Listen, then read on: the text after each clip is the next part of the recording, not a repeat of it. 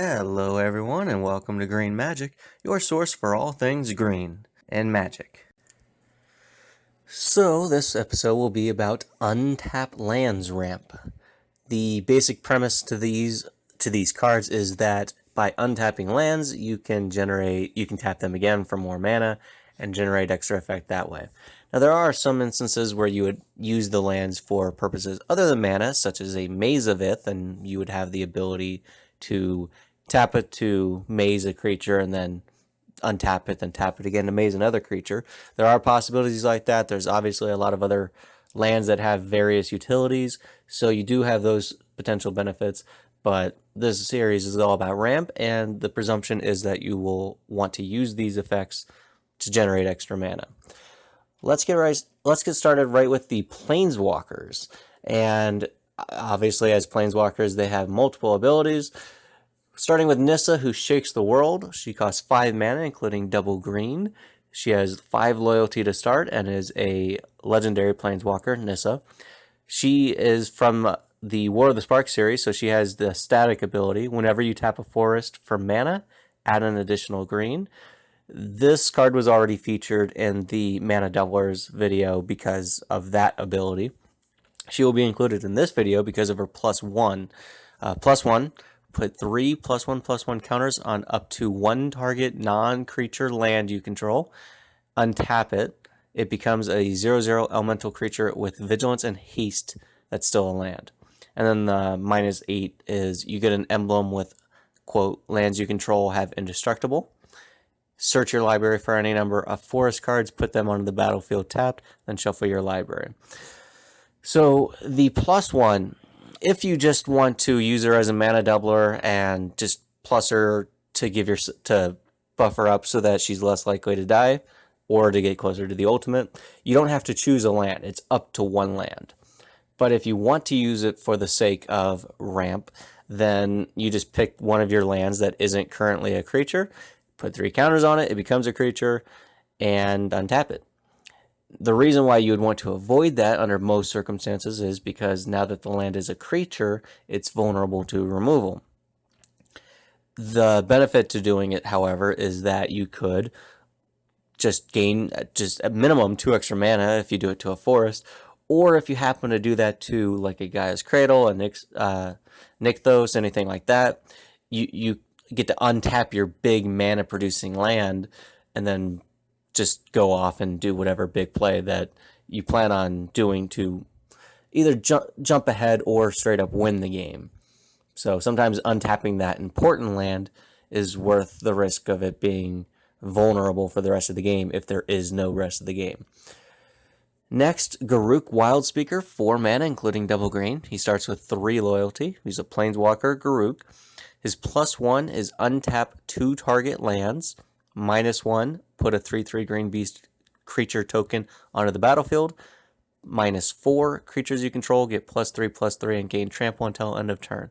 So he does have a minus that can be a token generator. He's got an ultimate that can overrun your opponents. But the reason why he's on this list is for his ability to untap 2 target lands. Theoretically, you could untap one of your opponent's lands, but I don't know that you would ever do that unless there's some sort of political aspect.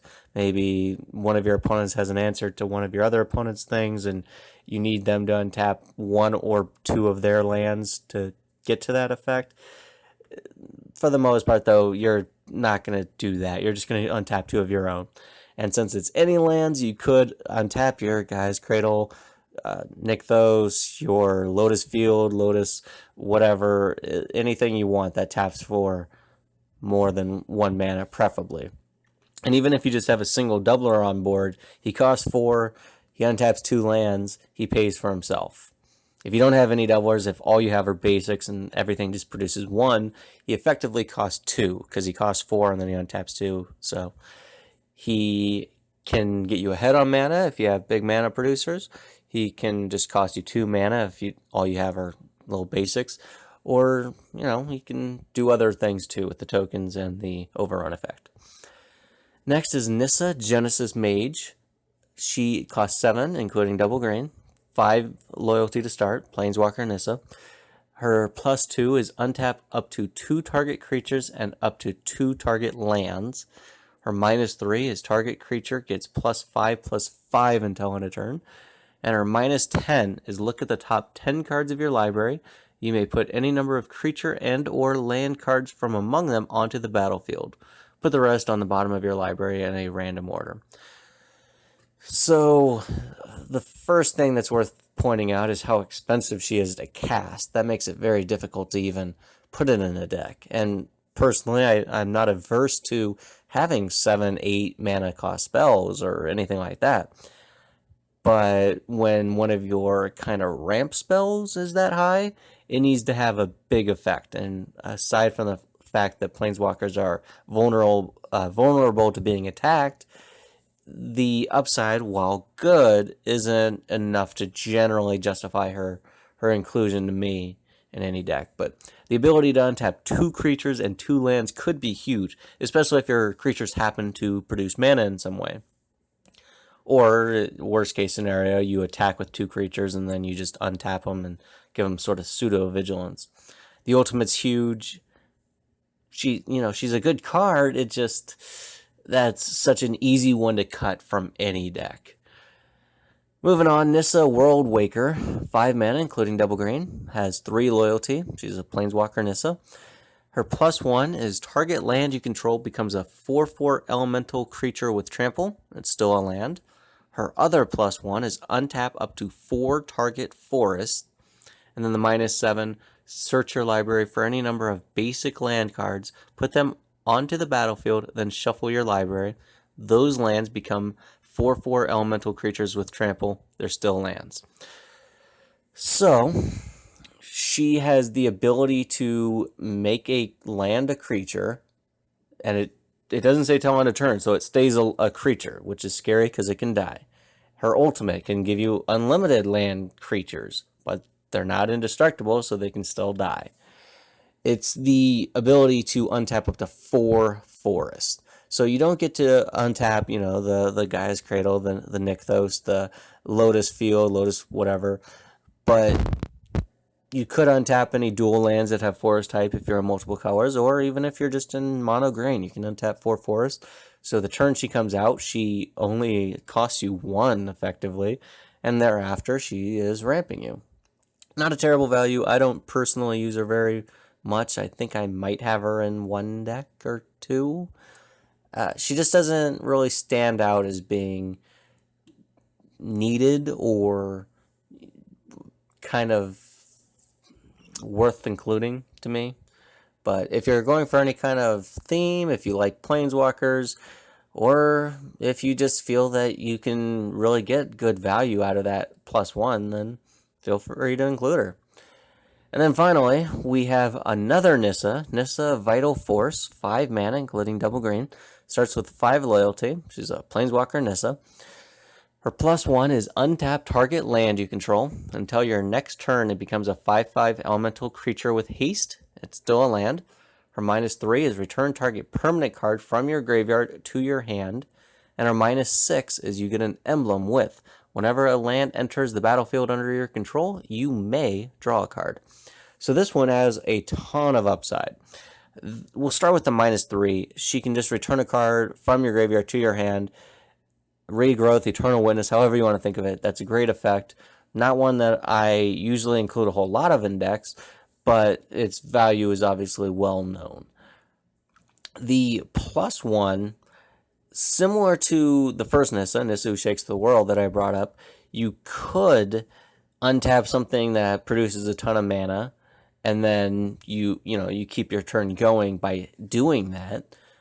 Unlike Nissa Who Shakes the World, the land will only become a creature for 1 turn, so it's not vulnerable for the rest of the game, which is good. The ultimate is incredibly powerful, especially if you're doing anything with landfall or if you have a bunch of abilities to keep getting you lands. So she is one that you would want to, generally speaking, cast her +1, hope she survives. The next turn you alter and just turn her into card draw, more so than ramp. The I mean, the best case scenario with her is actually to cast her, have some sort of proliferate effect, or if you already have doubling season out, ult her right away, get the card draw. She's more valuable for card draw than the ability to ramp via untapping one of your lands. So next, we will go on to a series of cards that will untap all of your lands, but they don't necessarily do it when you want to, depending on what you're doing. So we'll start with Sword of Feast and Famine. It's a 3 mana artifact equipment. It costs 2 to equip. Equipped creature gets +2/+2 and has protection from black and green. Whenever an equipped creature deals combat damage to a player, that player discards a card and you untap all lands you control. So, like all of the swords, if you're playing an equipment deck, if you want to go for all 10 swords as soon as they print the last 3, it's great. It thematically goes with all of those. All of the swords cost 3, 2 to equip, give +2/+2, and protection from 2 colors. So the buff, the protection, that's very valuable in itself. Forcing an opponent to discard could also be just backbreaking, depending on what they have or if they're down to just a couple cards. Untapping all of your lands, though, that's really important and valuable to most people. And one thing that's kind of inopportune to me and my play style is it would mean that you are casting whatever during main phase 1, going to combat, dealing some amount of damage, and then in main phase 2 you cast more stuff. While very good and powerful, if I'm in a position where I want to do big things and basically close out the game, I want to be able to generate all that mana in main phase 1, potentially hitting like a haste enabler, like an Akroma's Memorial or Concordant Crossroads. That way, all the extra creatures that I'm casting in main phase 1 can attack and actually end the game when I do finally go to combat. So splitting the ability to untap all of your lands, allowing you to use it during main phase 2, it just feels like it's inopportune to me. It doesn't happen when I want it to happen usually. Also, what's worth pointing out is if suppose you have 6 lands in play and you have a 7 mana spell in your hand, the untap won't allow you to get to that. It'll allow you to play 2 6-drops or some variation where you can get smaller things out, but it doesn't let you ramp in such a way to where you can cast the bigger things. So great card, not really ramp in the way that I would advocate as being the best type, because you don't necessarily get access to it in a way that you really want. Next, Seedborn Muse, 5 mana, including double green. It's a 2/4 spirit. Untap all permanents you control during each other player's untap step. So, this can untap not only your lands, your mana dorks, your big creatures, just to kind of give them vigilance, your artifacts, if you have any mana rocks or other artifacts that tap for other purposes. It's a very good, powerful card. If you don't have a lot of things that tap for a variety of purposes, it's less useful. If you don't have mana sinks, things where it's like pay 2 mana, make a 1/1 token, you're not going to get... Are you going to get use out of your mana on each of your 3 opponents' turns? Or are you just going to untap it on the next player's turn, and then your lands are going to sit there untapped for 3 players' turns, and it'll get back to you when you haven't done anything with it? So you do have to be... I think she sees way too much play, because to make the best use out of her, you do want a deck with mana sinks, a ton of instants maybe, other synergies to make untapping your stuff more worthwhile. The generic value of just untapping your stuff and giving them pseudo-vigilance isn't really worth including her for. Next is Awakening. It's a 4 mana, including double green enchantment. At the beginning of each player's upkeep, untap all creatures and lands. So this is a symmetrical effect. It does help your opponents as well. It does not apply to artifacts, the mana rocks, but it will ramp everybody, kind of. If you are playing a ton of, mana sinks, like I mentioned, if you got creatures that tap for any purposes, even if they're just pingers, then you can generate greater benefit than what your opponents would, and so it's valuable in that way. Basically, everything on this in this frame needs to have a deck built around it, or to have a good reason for wanting to do that sort of thing. Otherwise, this type of ramp isn't really doing you any good. And like I mentioned, with pingers or other effects that your creatures might have, there are other ways to make this and Seedborn Muse worthwhile in your deck without it necessarily having anything to do with ramp. So it can be used in multiple ways, but if your deck isn't really set up to take advantage of that, they're both just going to kind of fall flat for you. Next is Nature's Will, 4 mana, including double green enchantment. Whenever one or more creatures you control deal combat damage to a player, tap all lands that player controls and untap all lands you control. So the ability to tap your opponent's lands, I generally am not too worried about that, because if they have any instance that they want to use, they can just use it in response. It doesn't like freeze it. It doesn't say those lands don't untap during their next untap step or anything like that. So just tapping, and if they don't have anything to even spend the mana on, you're not really putting them in a bad position. You're not really doing anything harmful to them, which I guess is one of the advantages. If they can easily shrug it off and just not care, if it's just one of those, well, it technically happened, but whatever type things, then you don't have to worry about your opponents overreacting and kind of targeting this permanent. It does have the same basic effect as Sword of Feast and Famine, in that you have to deal combat damage to a player in order to untap your own lands. So same comments as that one. I don't like having my mana split up between main phase 1 and main phase 2 usually.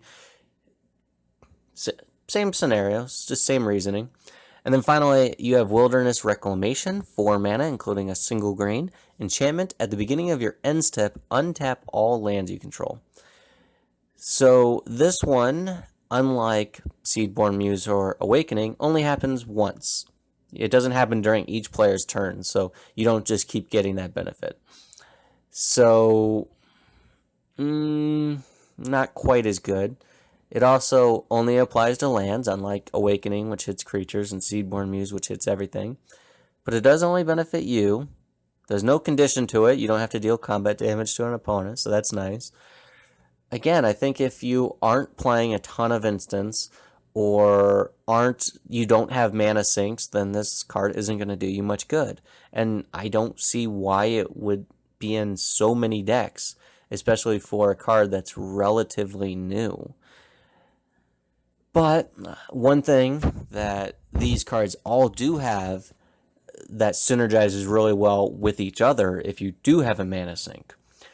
Let's suppose you have a mana sink that, you pay 3 mana, you make a token.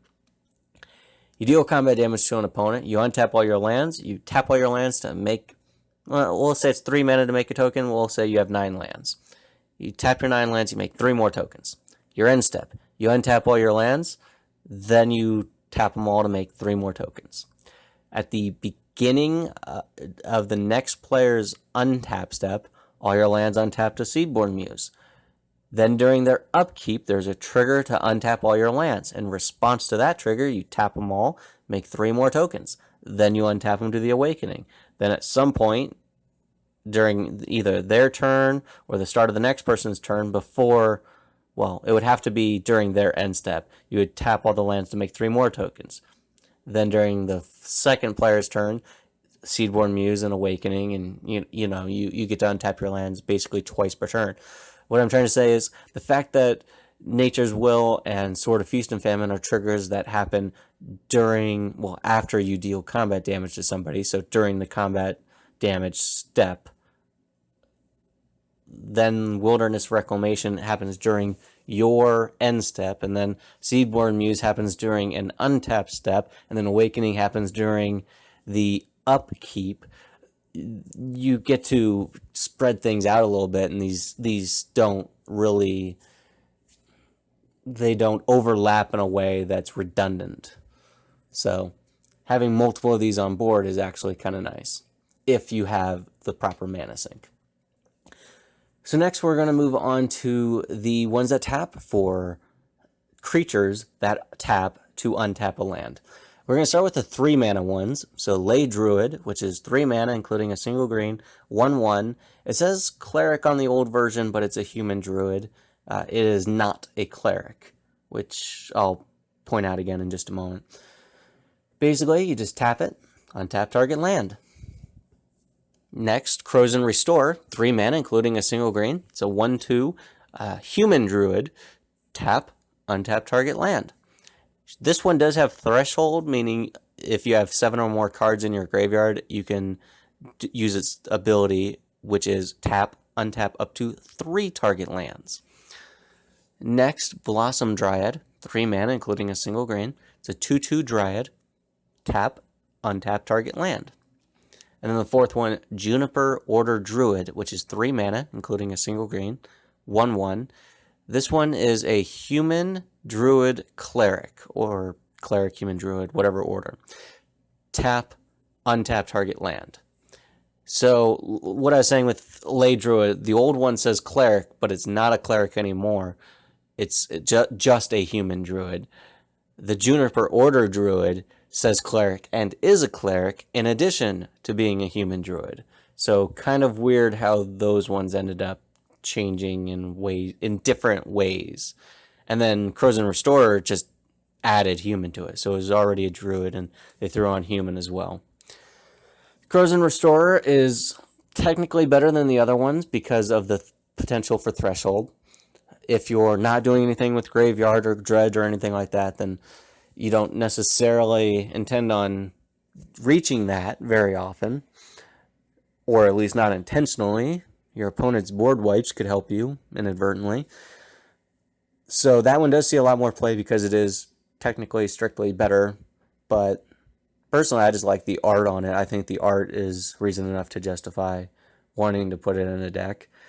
But all 4 of these are basically the same, and you would usually want to include them all together if you are going to ramp in this way.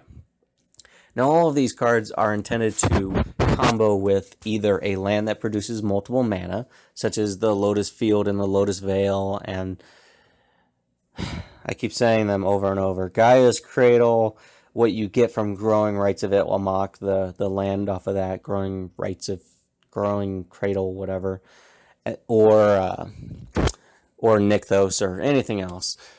Or they could combo with the lands that have an aura attached to them, a Wild Growth or a Market Festival or anything. Or they could just be used, or if your deck just has mana doublers and your basic forest with nothing attached to it taps for 2, 3, 4 mana, these can combo very well with those.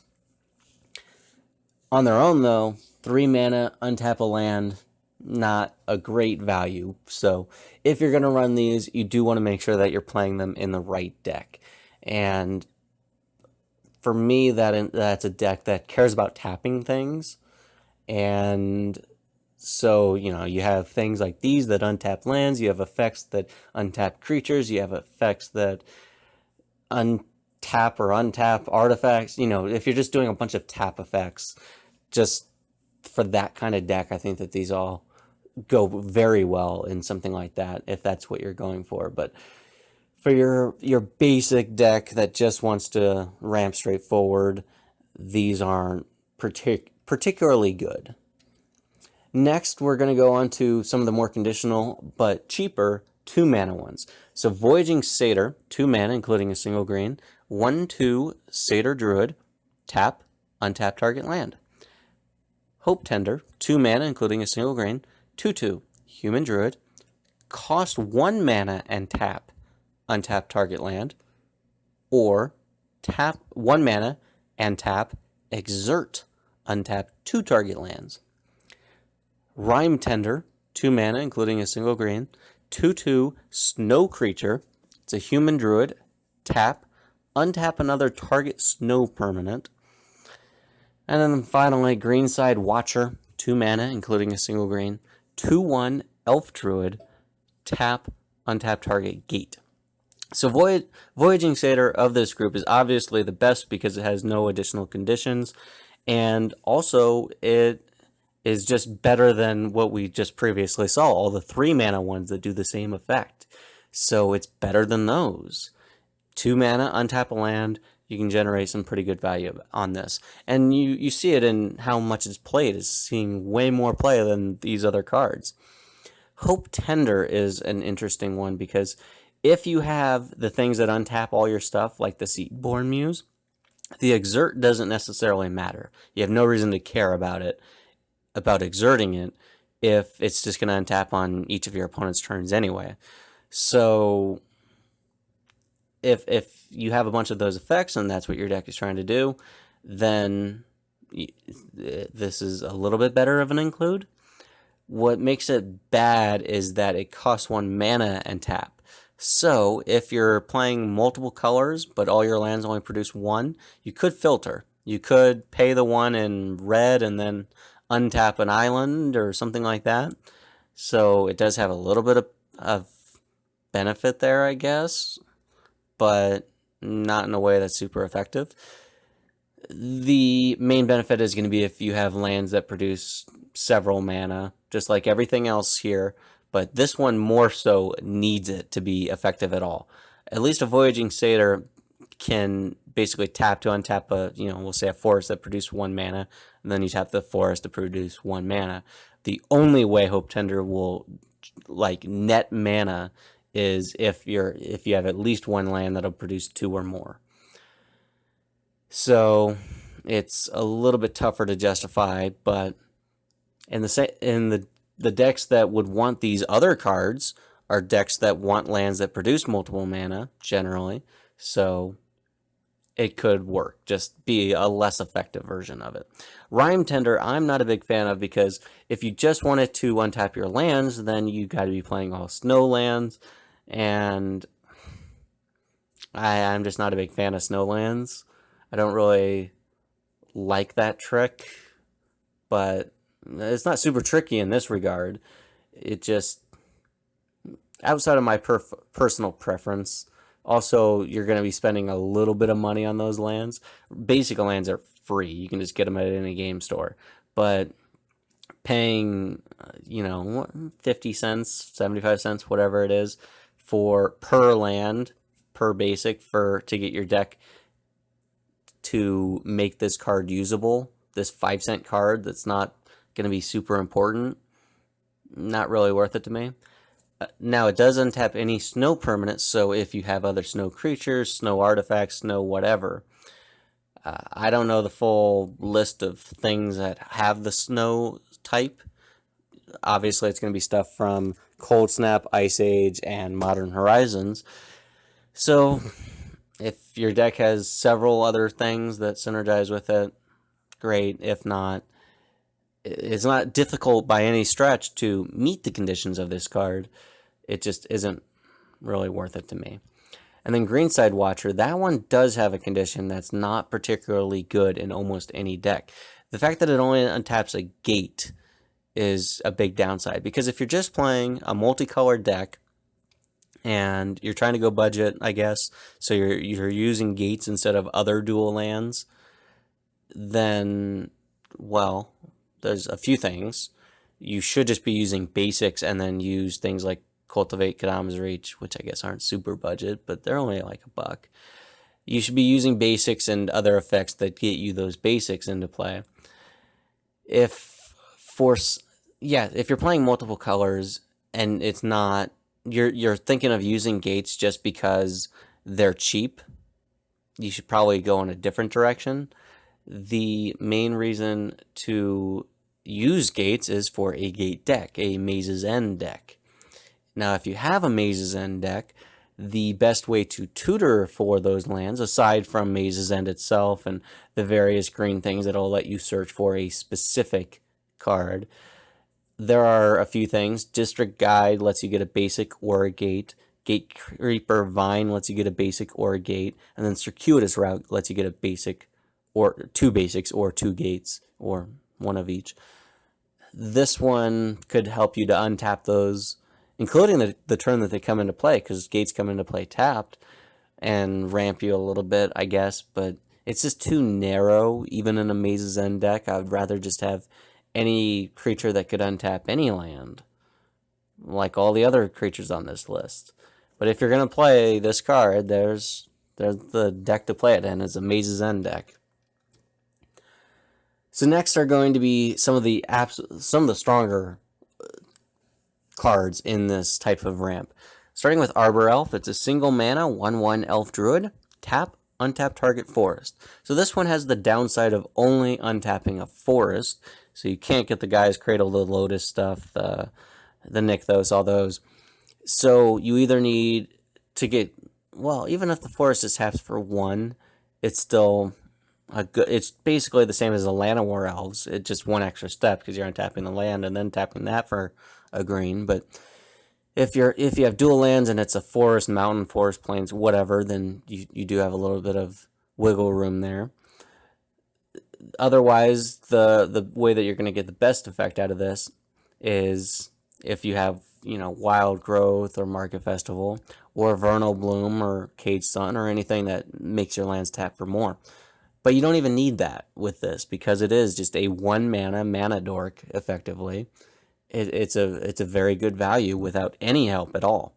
And as an elf and a druid, it goes in 2 decks that are very good at ramping and very, very fast, and will appreciate the effect of this card. But in any other deck, it's still going to be at least decent. Next is a card that doesn't see very much love at all, and I can understand it. Elder Druid.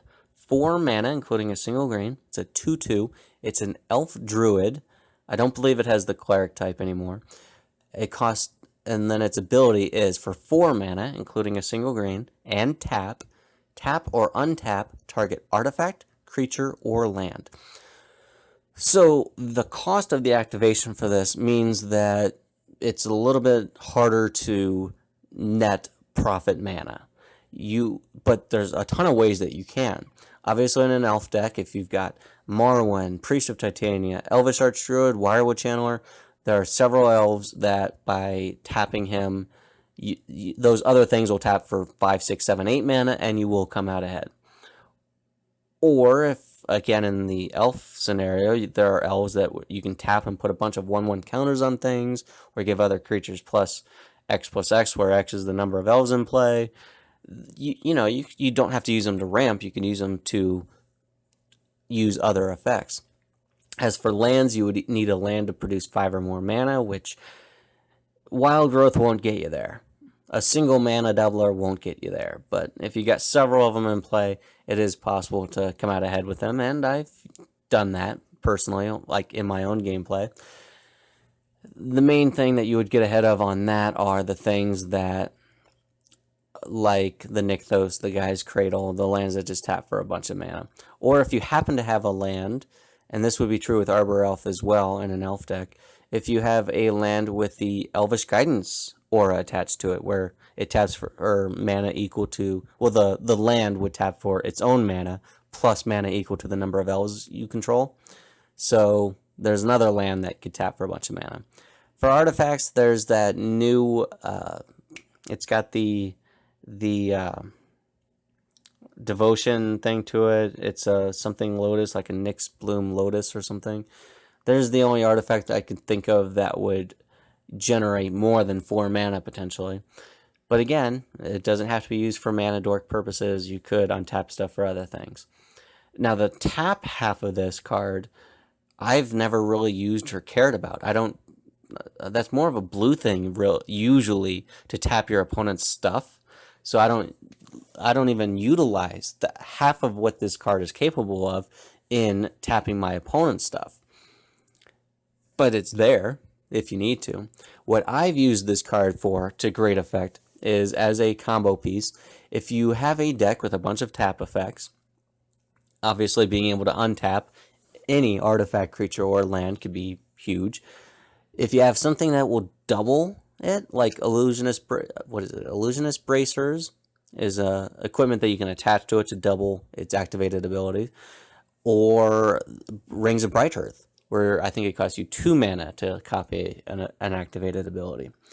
With that, you could tap him to untap 2 things, which would be himself and, say, a land that produces 9 mana or something. Go infinite mana. Tap him and an artifact, which maybe, or a creature that is a pinger, and you just go infinite with pinger damage. Or tap it and an artifact that does card draw or something. You can, by doubling his ability, untap himself and something else that will generate you either mana or card advantage or damage or anything else. So great combo piece. I definitely like it. It can really get me out of a pinch in the decks that I have him in, because he is versatile in what he can untap, and the cost can be worth it in that case. Because if you have only things that will untap lands, like Arbor Elf, or things that will only untap creatures, then you might not just have what you need. But he, by being versatile, can fill many roles, whichever slot it is you happen to need. And then finally, we're going to get to one of the best cards in all of Green and all of Commander. Stone Cedar Hierophant. 4 mana, including double green. It's a 1/1 human druid. Whenever a land comes into play under your control, untap it. Tap, untap target land. This card is stupidly powerful. I cannot fathom why this isn't a must-run staple, put in every precon. This card is crazy good. Easily one of the most powerful cards in all of Green. Even at a minimum in terms of effectiveness. Let's assume you just have all basics in play. They all tap for 1. He's in play. He already doesn't have Summoning Sickness. You tap a forest for a mana. You tap him. You untap the forest. You tap the forest for another mana. So you have 2 floating. You play your land for turn. He untaps. Then you tap him to untap the forest again. So, unlike, say, the Arbor Elf, who will make a forest give you 3 mana, he will make the forest give you, where the Arbor Elf will make a single forest give you 2 mana, he will have it give you 3 mana, because you get to untap it twice, assuming you hit your land drop.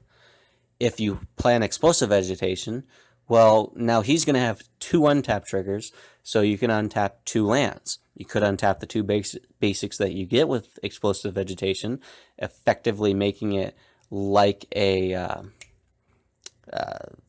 Skyshroud Claim, or you could use both of those untap triggers to untap Gaia's Cradle, or Nykthos, or something like that. Imagine if, like, a Boundless Realms gets you 10 lands into play, and you get to untap all 10 of those lands. So the Boundless Realms paid for itself and gained you 3 mana at minimum. This card this card gives you so much. Let's use Nykthos as an example. Let's say at the start of your turn, Nykthos will tap for 5. So you tap 2 other lands to pay for it. You tap Nykthos for 5. You tap Stone Cedar to untap the Nykthos. You spend 2 of your 5, going down to 3. Activate the Nykthos. You go up to 8. Now you play your land for turn. Stone Cedar untaps. You tap it to untap the Nykthos. You use 2 of your 8 to activate it, and you go down to 6, and then up to 11. Now you use 4 of that, going down to 7, to cast Explosive Vegetation. You have 2 triggers to untap her. You resolve the first one, untapping her. Then in response to the second trigger, you tap her to untap the Nykthos. Then you untap her the second time. Now you use 2 of your 7 mana to activate Nykthos, going down to 5, then up to 10. Then you untap the Nykthos with Stoneseeder. Then you use 2 of your 10 to activate the Nykthos, going down to 8, and then up to 13. Even in a mild scenario, this card can do just crazy effective things. And that's assuming you have 1. If you happen to have the double, I just lost it, double Dual Nature. Card I play with all the time. Dual Nature. If you have Dual Nature in place, so you have 2 of these, or if you have Mirage Mirror and you just pay 2 to make Mirage Mirror a copy of this to end a turn, or if you use any other effect to make extra copies of this card, imagine if you could untap your Nykthos twice, and then you play a land for turn, and you untap both of those Stoneseeder Hierophants, and then you tap them both to untap the Nykthos a couple more times. This card is just crazy powerful, and I can't overstate enough how amazing this card is and what it can do to ramp you in big ways. It's definitely a priority card in any deck that I have it in. But let's move on. Next are 2 cards that basically do the same thing. The second one was modeled after the first one. Candelabra of Tawnos. It's a single mana. It's an artifact that you can pay X and untap X separate lands. I believe it's been updated because it's listed as a mono artifact, and based on the way the rules used to be, you do have to tap it to activate it. And then there's Magus of the Candelabra. This one is a single mana. It's 1 mana, including a single green. It's a 1/2 human wizard. You pay X and tap it. Untap X target lands. So if all you have are lands that produce 1 mana, neither of these really do much for you. You could use them as mana filtering. Tap a mountain to pay 1 mana to untap an island or something, but you wouldn't include either of these cards, even the cheap one, the 50-cent card, in your deck for that purpose, much less the 600 and change card. What makes these powerful is all the mana doublers, any lands that produce more than 1, the bounce lands are just a mild example producing 2. Obviously, the Lotus Field, Lotus Veil, Gaia's Cradle, anything that taps for multiple mana. And these guys can generate you a ton. Also worth pointing out, just like how I mentioned with the Elder Druid with either an Illusionist Bracers or Rings of Brighthearth, if you are able to copy this ability, untap your lands twice, there's another way to benefit off of it and to profit even more mana. So these ones, you want to make sure that you have other effects in your deck, plenty of effects that will make your lands tap for more than 1 mana. And it could be wild growth and auras and stuff like that. You want effects that will, plenty of tap or untap effects will usually benefit these types of decks. Because if you have another card that says, tap it to untap target creature, you could untap this and untap your lands again and generate even more mana, assuming you're netting mana with each land. So as long as it's in the right deck, it's very good. I kind of doubt that there are, of the 2,000 decks that this is in, that those people are necessarily using this to its proper level. But if you do want to use this card and you do want to make it good in your deck, you do need to make sure that all of your lands are... You have plenty of ways to make sure that your lands are tapping for multiple mana and you're actually going to benefit off of it. So it's just a piece of a combo, I guess. Next are a couple of creatures that will untap 2 lands. So Argothian Elder, 4 mana, including a single green. 2/2 Elf, I believe it's a Druid.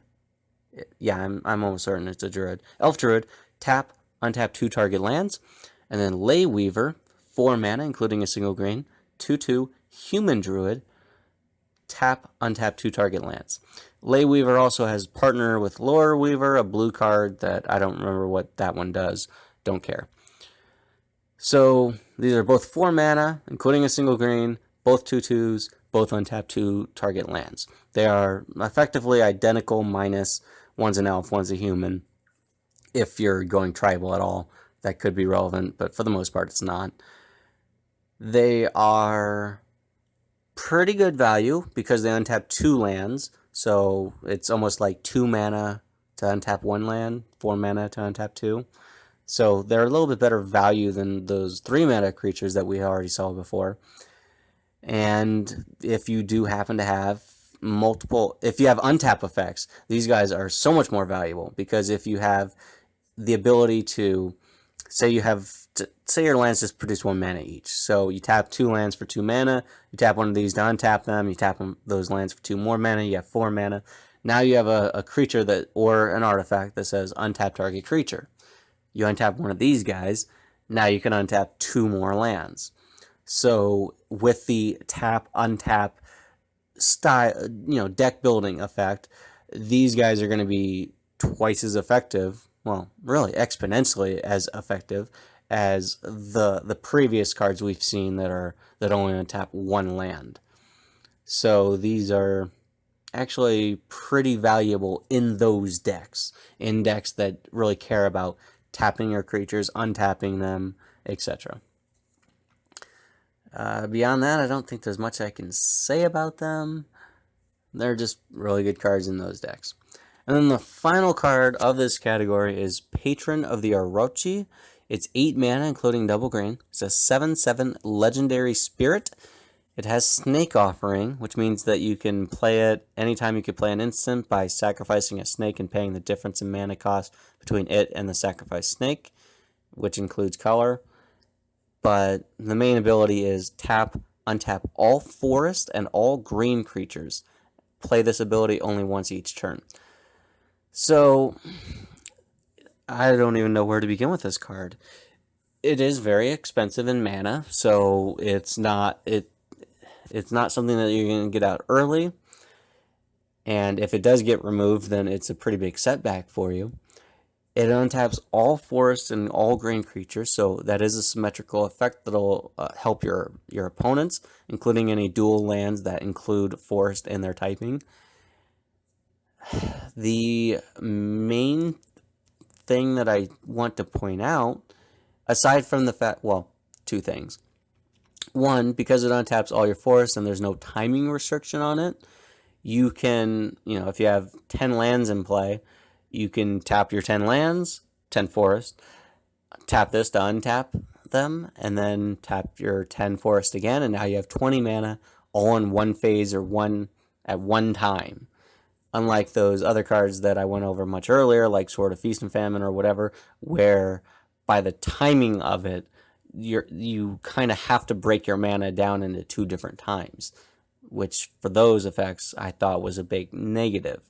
With this one, you get all the mana whenever at the same time if you want it, and if you do it during main phase 1, potentially you start drawing cards and ramping and doing other stuff, and maybe you hit that haste enabler, which will allow you to attack with all the new creatures that you just put out.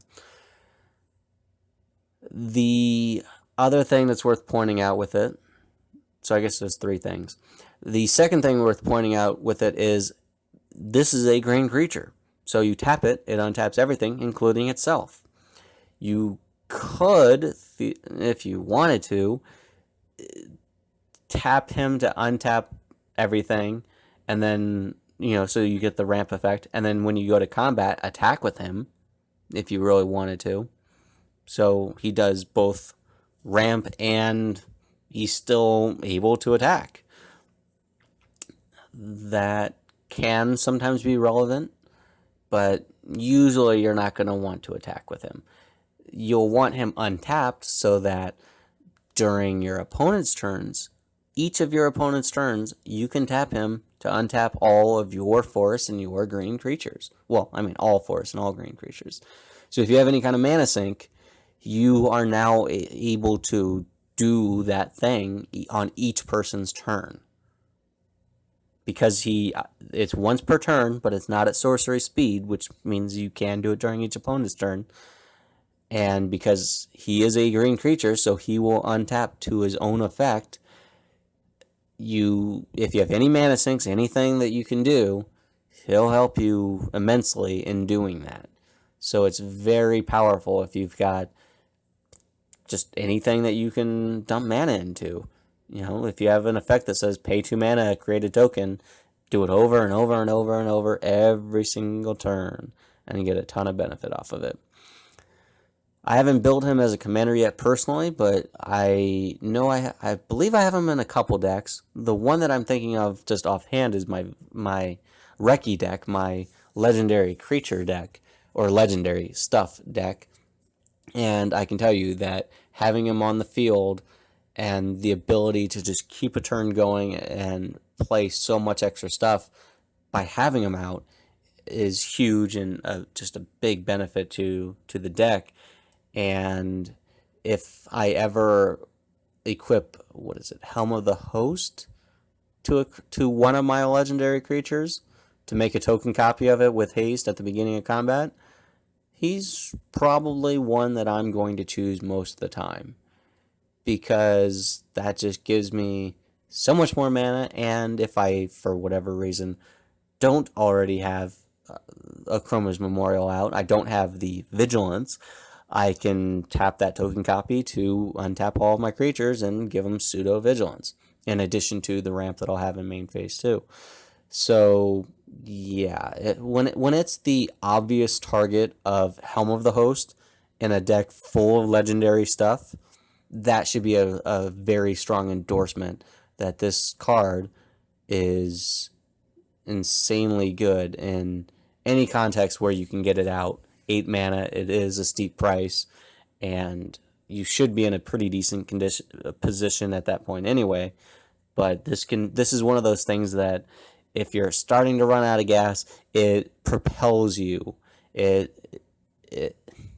don't know how else to describe it. It's one of those things that can save you from running out of gas so that you can keep going to reach your win.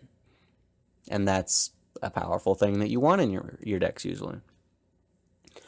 So I think that about wraps it up for this episode. It was definitely a lot longer than I had intended, but it was very exciting to me to talk about Stoneseeder Hierophant in particular, because originally I had, at least one deck with a bunch of those untap effects, and I just looked at it as being a 4 mana untap a land, so way worse than Arbor Elf, and at least a little bit worse than those 3 mana ones like the Lay Druid and the Krosan Restorer, etc. But then once I actually read the card and thought about it, and just once kind of in playtesting, or just kind of testing the deck myself, I discovered how crazy powerful it is. And that's one that I think, if you're not going for a heavily themed deck, if you just want something that's good, that is the card to absolutely consider putting in any deck. It's easily a top 10 card in all of Green, and probably top 5. I mean, I haven't really thought about what I would put at the absolute top tier of best cards, but I feel confident that would easily make the list. So with that, thank you for joining me, and I'll be back soon.